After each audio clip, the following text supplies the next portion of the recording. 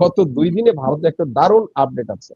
সেটা হলো সেটা হলো যে মানে যৌন কেলেঙ্কারির ঘটনায় বিজেপির ভিতরে একটা মানে ভূমিকম্প শুরু হয়েছে। হ্যাঁ, আপনি এবং এই অভিযোগটা কিন্তু সরাসরি মোদি পর্যন্ত, মোদির বিরুদ্ধে কিন্তু অসংখ্য যৌন কেলেঙ্কারির অভিযোগ তার দলের নেতারা করা শুরু করেছে। আমি যদি এভাবে বলি, দেখেন মানে মহারাষ্ট্রের একজন মানে ধর্মগুরু এবং জ্যোতিষী, তাকে আটক করেছে গতকাল। এবং তার কাছে সে এই বিভিন্ন মহিলাদেরকে আধ্যাত্মিকতার কথা বলে ডেকে নিয়ে গিয়ে তাদেরকে ওষুধ খাইয়ে হিপনোটাইজ করে বা তাদের আত্মীয় স্বজনের ক্ষতি হবে এসব বলে তাদের সাথে মানে যৌন সম্পর্ক গঠন করেছে এবং গোপন ক্যামেরায় এগুলো রেকর্ড করেছে। এরকম 50টা মহিলার সাথে মানে সম্পর্কের মানে ভিডিও পুলিশ কিন্তু তার আস্তানা থেকে উদ্ধার করেছে এবং তাকে গ্রেপ্তার করেছে। এবং এই মানে মানে জ্যোতিষী, তিনি কিন্তু অত্যন্ত মানে প্রভাবশালী এবং বিজেপির সাথে, বিজেপির বড় বড় নেতাদের সাথে তার খুব মানে ঘনিষ্ঠতা আছে। এবং তিনি এর মধ্যেই এই যে যাদের সাথে মানে রিলেশন করেছে তার মধ্যে কিন্তু অনেক মানে মানে পাওয়ারফুল মহিলা আছে, অনেক ক্ষমতাশালী মহিলা আছে এবং তাদের ভিতরে 2-1 জন পদত্যাগও করেছে। অন্যদিকে গোয়ার একজন বিজেপি নেতার ছেলে, তাকেও কিন্তু আটক করা হয়েছে। তার বিরুদ্ধে অভিযোগ, এই ছেলে 25 থেকে 30টা নাবালিকা মেয়ে তাদেরকে সেইভাবে মানে বিভিন্ন প্রলোভন দেখিয়ে মানে রেপ করেছে। রেপ করার পরে তারপরে এইগুলো ভিডিও করেছে, পরে তাকেও আটক করা হয়েছে। এবং আপনি জানেন যে ভারতের মানে পার্লামেন্টে কপিলা মিশ্র, তিনি একটা বক্তৃতায় বলেছে, আমি রেকর্ড রাখতে চাই যে মোদি এবং যখন গুজরাটের মুখ্যমন্ত্রী, তখন তার বিরুদ্ধে এই ধরনের অভিযোগ ছিল তার এবং অমিত শাহর বিরুদ্ধে, যে বিভিন্ন মহিলাদেরকে গাড়িতে তুলে মোদির কাছে দিয়ে দেয়া হতো।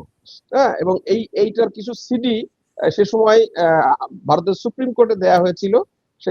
সেই সিডি গুলো আপনার পরবর্তীতে মানে ভারতের সুপ্রিম কোর্ট এগুলোর তদন্তটা প্রায় 13 বছর মানে বন্ধ করে রেখেছে। এবং এই ঘটনাটা যখন ঘটেছে তখন আপনার বিজেপির আরেক সাংসদ এবং খুবই প্রভাবশালী সাংসদ এবং মন্ত্রীও ছিলেন সুব্রানিয়াম স্বামী, এবং প্রচন্ড বাংলাদেশ বিরোধী এবং প্রচন্ড মুসলিম বিরোধী এই ভদ্রলোক, এবং এই যে অযোধ্যার এই বাবরি মসজিদ ভাঙার অন্যতম কারিগর ছিলেন। তিনি বলেছেন একটা টক শোতে, মানে অ্যাপিস্টাইন ফাইলের সাথে ভারতের এবং মোদির সম্পর্ক মানে করতে গিয়ে তিনি বলেছেন যে মোদি মানে সে অত্যন্ত যৌন বিলাসী একজন নেতা, এবং সে অন্তত উনি বলছেন যে আমি নাম উল্লেখ করতে চাই না, কিন্তু 4-5 জন মহিলা যাদেরকে মানে তার শুধু মোদির সাথে জাস্ট ল্যাঙ্গুয়েজটা এইভাবে ব্যবহার করেছেন যে তার সাথে শোয়ার কারণে তিনি তাদেরকে এমপি বানিয়েছেন, এবং একজনকে তিনি একেবারে তিনি অর্ধশিক্ষিত, তাকে মন্ত্রী পর্যন্ত বানিয়েছেন। তো এইটা কিন্তু আমরা বুঝতে পারি। এই যেমন ধরেন আপনি জানেন যে স্মৃতি ইরানি, তিনি মানে তিনি দাবি করে থাকেন তিনি একাদশ শ্রেণী পাস, দ্বাদশ শ্রেণী পাস, তাকে আপনার ভারতের মতো একটা রাষ্ট্রের শিক্ষামন্ত্রী বানিয়েছিলেন, উনি মূলত সেটাই উল্লেখ করেছেন। এবং এই আলোচনাটা আবার সাপোর্ট দিয়েছে আপনার মোদির যিনি জীবনী লিখেছেন, খুব বিখ্যাত লেখিকা মধু পূর্ণিমা কেশর, হ্যাঁ, তিনি মোদির জীবনী লিখেছেন।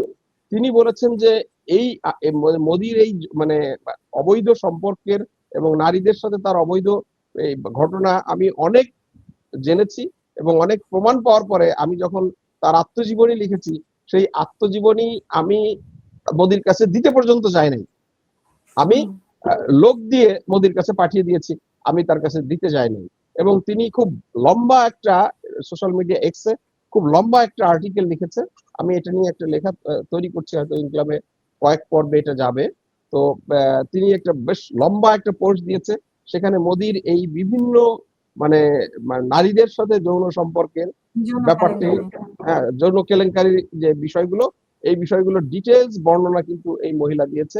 এবং আরো বিভিন্ন জায়গা থেকে কিন্তু এই অভিযোগগুলো বিজেপির বড় বড় নেতা এবং মোদির বিষয়ে কিন্তু এগুলো বলা হচ্ছে। এবং এটা নিয়ে কিন্তু ভারতে মানে পার্লামেন্টে ভারতের বিরোধী দলের মধ্যে কংগ্রেসের মধ্যে ব্যাপকভাবে তোলপাড় হচ্ছে। রাহুল গান্ধী বলেছেন তিনি তো ইয়ে না, মানে তিনি তো হিউম্যান বিইং না, তিনি যেহেতু মানে গড চাইল্ড, তো কাজে তার এত আওকাত যে এই অবস্থা, তিনি এখন তার এগুলো লাগে। এটা খুব মানে এগুলো বলাও খুব টকশোতে, এগুলো আলোচনা করাও খুব কঠিন, কিন্তু ভারতে বিব্রতকর একটা ব্যাপার। কিন্তু এটা কিন্তু আপনি যদি দেখেন, এটা ব্যাপকভাবে তোলপাড় চলছে এবং এখন কিন্তু ভারতে ইলেকশন চলছে। আপনি জানেন যে পশ্চিমবঙ্গের বিধানসভা ইলেকশন শেষ হয়ে গেল, এখন বোধহয় কর্ণাটকে হচ্ছে বোধহয়, এরকম আরো কয়েকটা জায়গায় কিন্তু ধারাবাহিকভাবে বিধানসভার নির্বাচন হবে। তো এটা পরে পরবর্তীকালে আচ্ছা, অতীতেও বিজেপির আরেকটা বিষয় দেখেছি যে যে মমতা ব্যানার্জির প্লেন মানে কয়েক ঘন্টায় কিন্তু উনি পথ হারিয়ে গেছিলেন বা কোনো একটা দুর্ঘটনা ঘটেছিল, 1 ঘন্টা 1.5 ঘন্টা পর্যন্ত বিনা ইয়েতে ঘুরছিল আকাশে, এরকম একটা নিউজ আজকে হ্যাঁ, দেখলাম। এটা যাই হোক, মানে বাট বাট মমতা ব্যানার্জি আগের থেকেও, মানে এখন পর্যন্ত আমি ভারতীয় মিডিয়াগুলোতে বা পশ্চিমবঙ্গের মিডিয়াগুলোতে যেটা দেখছিলাম, তাতে দেখা যাচ্ছে যে মমতা ব্যানার্জি আগের থেকেও বেশি জনপ্রিয়তা নিয়ে মানে জিততে যাচ্ছে। এবং এখানে যে বিজেপির যিনি প্রধান, এই যে ওর নাম হলো মানে পশ্চিমবঙ্গ বিজেপির প্রধান শুভেন্দু অধিকারী, তাকে কিন্তু কালকে যে বিভিন্ন মিডিয়া যে সাক্ষাৎকার নিয়েছে, তাকে কিন্তু সেখানে অত্যন্ত বিষণ্ণ মুখে কথা বলতে দেখা গেছে এবং অনেকটা হাল ছেড়ে দেওয়ার মতো করে কথা বলতে দেখা গেছে।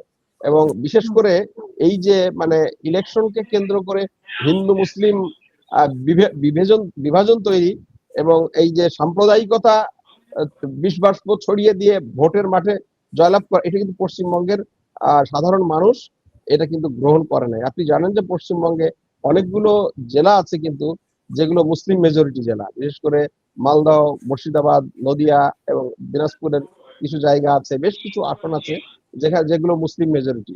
তো সেই জায়গাগুলোতে কিন্তু মোদী ভালো করে নাই এবং অন্যান্য জায়গাতেও মুসলিমরা কিন্তু মোটামুটি একটা উল্লেখযোগ্য সংখ্যক আছে। তারা যদি যে কোনো একটা পক্ষে অবস্থান নেয়, সেইটা কিন্তু মানে ভোটের রেজাল্টে মানে একটা ইয়ে মানে ফলাফল করে। এবং যেহেতু গতবার আসাদুদ্দিন ওয়াইসি এখানে ছিলেন, তারপরে ফুরফুরার পীর সাহেব একটা আকবর সিদ্দিকী, আবু বকর সিদ্দিকীর যে ইয়ে মানে উত্তরসূরিরা এই ইয়েতে ছিলেন, তাদের কারণে কিন্তু ভোট বেশ ভাগ হয়েছিল। এবারে কিন্তু তাদের ওই ভূমিকাটা ওইভাবে অতটা কাজ করে নাই। এর ফলে মমতা ব্যানার্জি কিন্তু আরো মানে শক্তিশালী ভাবে জিততে যাচ্ছে এবং এটা বাংলাদেশের জন্য কিন্তু ভালো। আমি ব্যক্তিগতভাবে মনে করি মমতা ব্যানার্জির বিজয় বাংলাদেশের জন্য ভালো। অন্যথায় এই যে ভারতের যে অনিবাসী যে আইনগুলো যার তারা করতে যাচ্ছিল, হ্যাঁ, এই সবের কারণে কিন্তু বাংলাদেশের সাথে ভারতের একটা সম্পর্ক, বাঙালি খেদাও আন্দোলন, তারপর ইভেন পশ্চিমবঙ্গে তো মানে ভয়াবহ অবস্থা, সেখানে বাংলা বললে বিভিন্ন পরিষেবা পর্যন্ত পাওয়া যায় না। রাষ্ট্রীয় বিভিন্ন সংস্থায় গিয়ে বাংলা বললে, কারণ ওখানকার চাকরিগুলোতে অলরেডি মারোয়ারিরা এসে বা অবাঙালিরা এসে দখল করে নিয়েছে, তাদের কাছে বাংলা বললে তাদেরকে বলে আপনি হিন্দিতে বলেন, তাহলে আমরা আপনাকে এই সেবা দিব।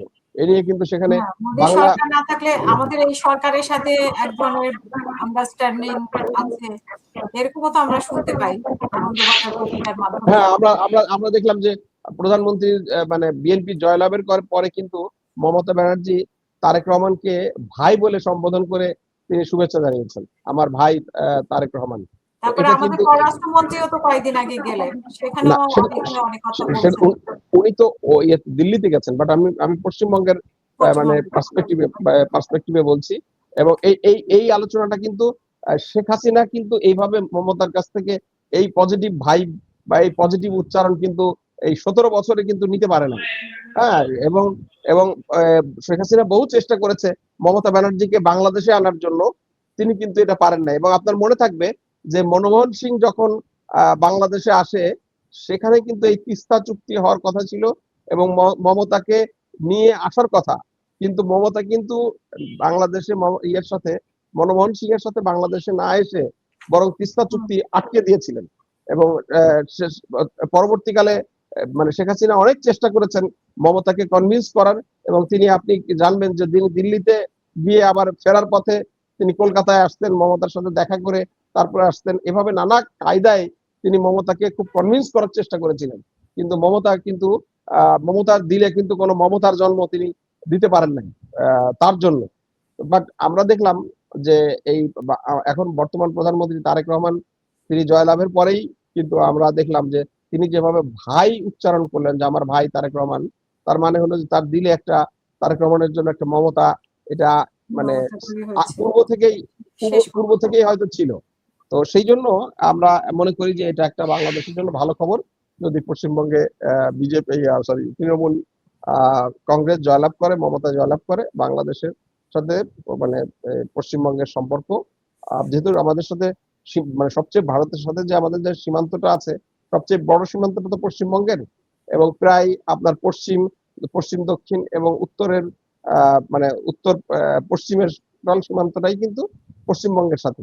তো সেই সীমান্তটা আমি মনে করি যে সুস্থির থাকবে, এবং আমাদের যে বিভিন্ন লেনদেন, বিভিন্ন বাণিজ্য, চিকিৎসা, পর্যটন, এসবই কিন্তু পশ্চিমবঙ্গের সাথেই বেশি হয়।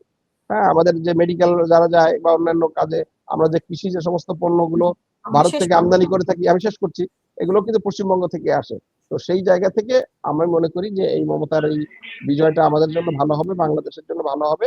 আমরা তার মানে কামনা করছি, তার বিজয় কামনা করছি, এবং একই সাথে চাই যে দুই দেশ মানে সমমর্যাদার ভিত্তিতে এবং এটাকে কি বলে যে মানে মানে সমমর্যাদা এবং সহাবস্থান এবং মানে এটা করে যে পারস্পরিক বন্ধুত্বপূর্ণ সম্পর্ক, কোনো দাদাগিরি না, কোনো দাদাগিরি না, বরং ভাই ভাই হিসাবে তারা আমরা পাশাপাশি বসবাস করতে চাই।